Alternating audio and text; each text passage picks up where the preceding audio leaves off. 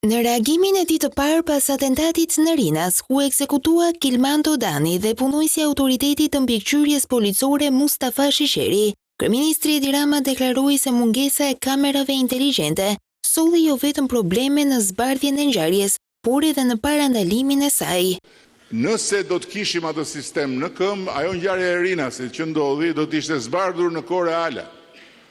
Po nuk është problemi tek zbardhja. Problemi është që në momentin që ai sistem funksionon, parandalon, siç e ka treguar rasti në Emirate apo në vende tjera që kanë sisteme të tilla, parandalon në mënyrë jashtëzakonisht efikase të gjitha llojet e shkeljeve që lidhen pikërisht me rendin, me qetësinë, me respektimin e rregullave. Sipas Ramës, vendosja e kamerave inteligjente është vonuar për shkaqe burokratike.